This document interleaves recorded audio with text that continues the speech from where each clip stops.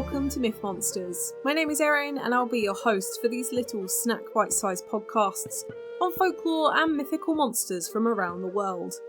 These podcasts focus on the actual cryptids, folklore and mythic monsters from global mythology, rather than focusing on the full stories of heroes and their big adventures. I'll also be dropping in some references that they have to recent culture and where you can see these represented in modern day content, so that you can learn more and get as obsessed as I am about these absolute legends of the mythological world.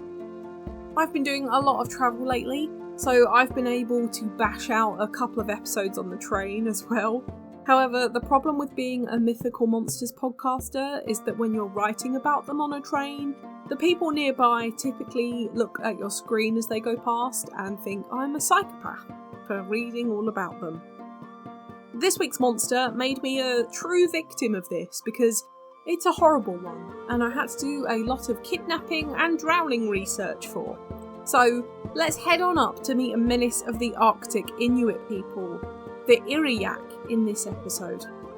As always, I've looked up pronunciation, so I will try my absolute best, but I might get this wrong, so if you know how to pronounce anything I don't, please let me know kindly. I'm always happy to be corrected and educated if you're nice about it.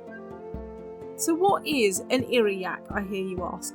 They are typically described as a shape-shifting monster from Inuit mythology, made from shadow so that they can easily escape human gaze. Any attempts to look at one face on would mean that they would vanish into the white snow, ready to reappear in the edge of your sightline once again. However, a couple of telltale signs would give them away, such as their bright red glowing eyes, which would remain red whilst they were shapeshifted into animals or other people. And when they would appear in human form, their eyes and mouth are sideways. So unless you're on something or hallucinating from exposure, you would certainly recognise one disguised as us. I hope, anyway. They don't typically dance about in the shadows, but they would take on the guise of someone and stay as them until the jig was up and they were discovered. They were able to take on the disguise of anything and anyone though, so there was no guarantee that the strange looking squirrel isn't one either. A squirrel is a terrible example, by the way, I'm so sorry, there are no squirrels in the Arctic. Their main power though is their shape-shifting. They're not known for much else other than something that you would actively try and avoid, especially if you had children or were a child yourself. This is because the Ijiraq's main MO was to kidnap and abandon children to the Arctic wilderness to freeze to death. They would kidnap lone children from the ice and take them back to their home before they would get bored of them, and then just leave them, helpless to the raging storms of the Arctic Circle, where their devastated parents would find their frigid bodies later on. Some say that the children could talk to the Ijiraq to convince them to leave them alone, and the child will follow the Inuit back home, which are stone cairns made by the local people as waypoints and guides back to settlements. However, aside from kidnapping children, they could also confuse the adult population too, leaving people disorientated and lost, leading to exposure and death. However, they could also choose to help you in your journey if they were feeling kind, so there is an element of good to them too. We believe this is from giving them offerings, but we're not overtly sure on this one. They are most likely to be seen in the Arctic, specifically in Freeman's Cove on the northern Bathurst Island in Canada, where there are loads of caribou to hunt. On this island, there is an almost oasis surrounded by volcanic mountains, but they are also seen on Baffin Island, another northern island of Canada. However, spiritually, the Ijiraq are said to inhabit a place between worlds. Some groups believe that some Inuit went too far north in the chase of game and became trapped between the world of the dead and the world of the living, and became the Ijiraq in return.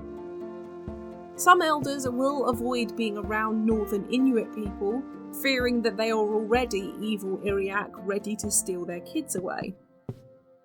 What we don't know, however, is a lot. We don't know what they eat, if they can die, or if they can reproduce. However, if we work on the assumption that they are shadows or spirits, we assume they do none of the above. There's just not really much detail on that part of them, I'm afraid. Now, moving on to etymology, Ijiraq is from the Inuit language, but the North Badin dialect. It literally translates into shapeshifter, and the plural version of this is Iriat, which you may have heard me use a couple of times independently throughout the episode already.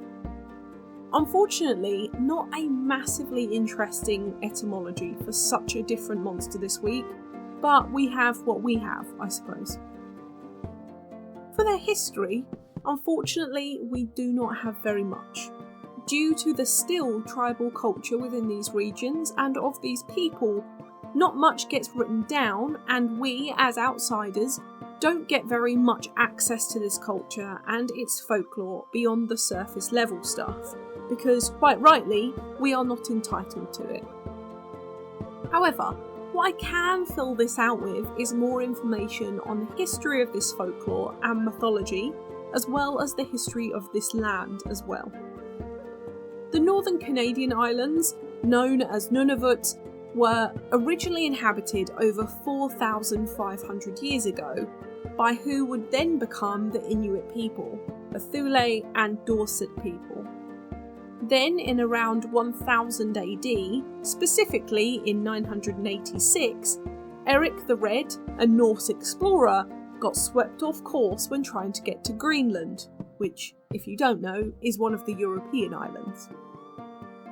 Eric the Red was not red because he was bloody, by the way. If you thought the story was going that way, it's not. He was just ginger. That's why he was called that, and I want to be called Erin the Red. That's my deal.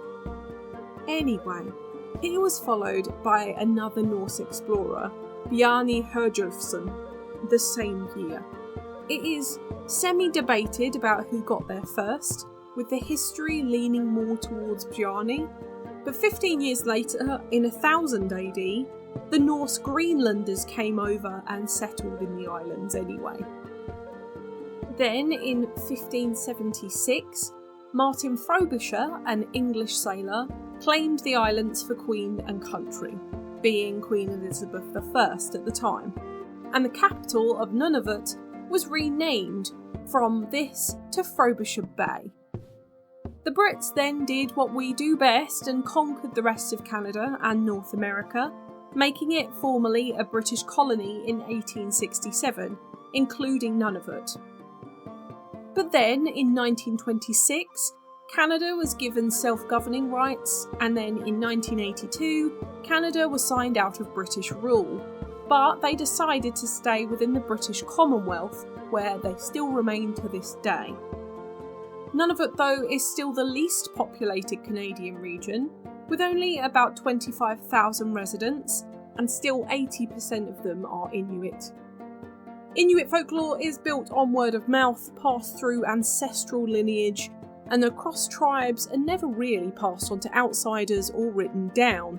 If you've listened to any of my other Inuit mythology episodes, you'll know that most of their monsters focus around the dangers of the icy water, sea creatures that eat you, or just the harsh, permanent winter weather in the Arctic Circle.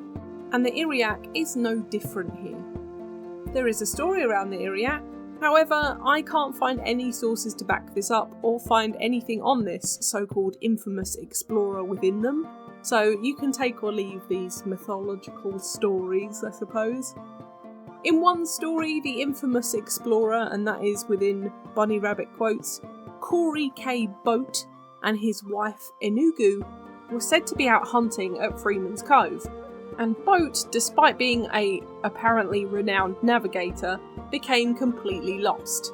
Him and his wife had been there before, they could clearly see their camp where their kids were, and they had to follow the rock line back. They blamed this temporary confusion on the influence of the Ijiraq, and when they did return to their camp, they found a polar bear was circling the camp, Why they left the children alone, I do not know. I will also note that this happened a year before to another hunter in the exact same spot, although he was not silly enough to leave his children on the ice on their own to be polar bear chum. So, what do we think the Ijiraq could be outside of a cautionary tale for not running off as a child in the snow? We do actually have a potential scientific reason. There are, in these islands, many gas deposits that can pop off when the ice melts around them. They contain hydrogen sulfide gas, which does cause hallucinations in humans in large quantities.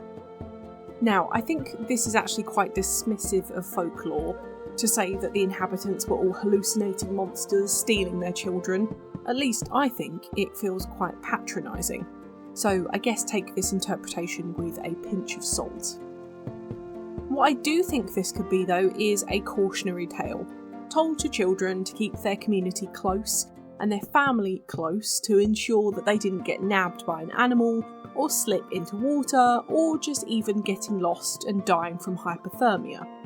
There are loads of these types of cautionary monsters throughout world folklore, and especially within Inuit folklore, so this would make sense. For similar monsters, the big one is the Ijiraq. They are also typically described as shape-shifting monsters from Inuit mythology, who in their usual form are half man, half caribou or deer, who wear long mossy robes and bone jewellery. They also kidnap kids, and are often put together with the Ijiraq as a combination of monsters, or even as different variations of the same one. There's also the Kalupalik, which is another Inuit mythical monster who I covered a few years ago, another water-based sea creature who snatches children away from their parents, and is again used as a cautionary tale to stay away from the icy depths to avoid such a fate. Lastly, the Wendigo is one that could be similar to this. The Native American monster is also sometimes spotted in Canada. It changes shape to entrap prey in the woodlands. Although these monsters don't typically hunt children, they will take anyone who ventures into the woods and bothers them. I covered these in another episode if you're interested too. It is one of my more popular monsters and episodes. Now, onto modern media. Of course, for this one, there's very little in terms of media because it is a lesser known mythology and monster, so I filled this in with shape-shifting monster bits. For art, have a look at independent work this week because there is absolutely nothing on this one outside of this. There are some really cool D&D style pieces on DeviantArt and such for this one, so do check them out if you are interested. In movies, we have Devil in the Dark, Ghost Keeper, The Lone Ranger, Bedtime Stories, Antlers, Dark Was the Night, Don't Say Its Name, Man-Eater, The Retreat, The Last Winter, Dawn of the Beast, Wendigo, The Lost Coast Tapes, Ravenous, The Rake and Pet Sematary. In TV, we've got Charmed, Digimon, Lost Tapes, Fear Itself, The Edison Twins, Grimm, Hannibal, Mona the Vampire, The Forest Rangers, Blood Ties, Haven, Supernatural, Teen Wolf, DuckTales, The Incredible Hulk, Centaur World, My Little Pony, Friendship is Magic, Transformers, Robots in Disguise, Wolverine and the X-Men, Legend Quest, Hulk and the Agents of Smash, X-Files, Sleepy Hollow and Rabbit Fall.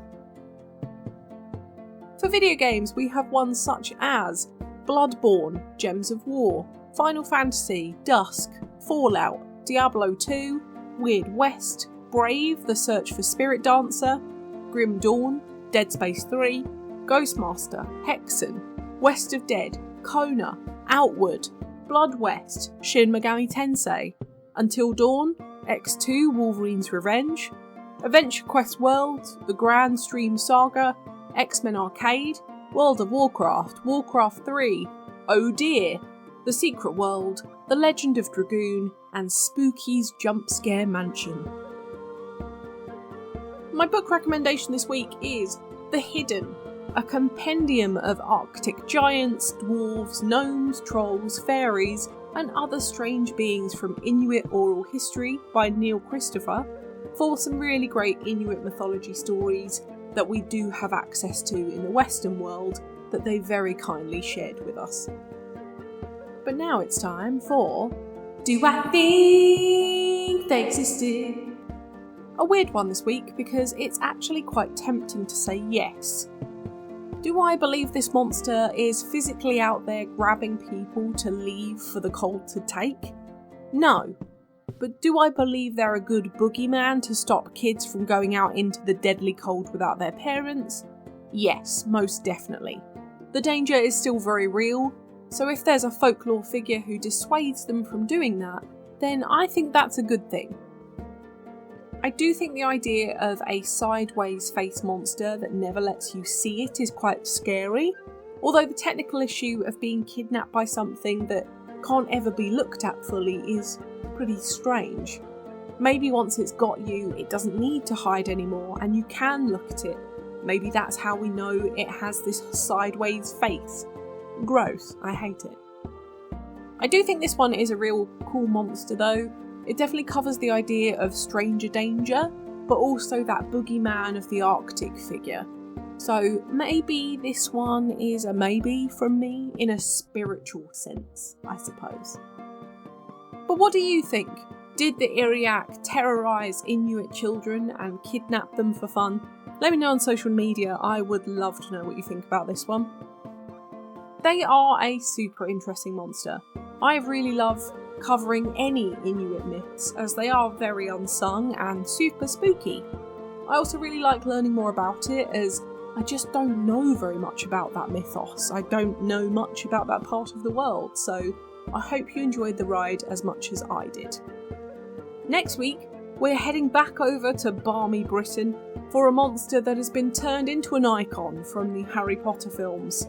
Get ready to shout Pisky Pesky Pestanomi or Immobulus if you actually want to get rid of the legendary pixies next time on the show.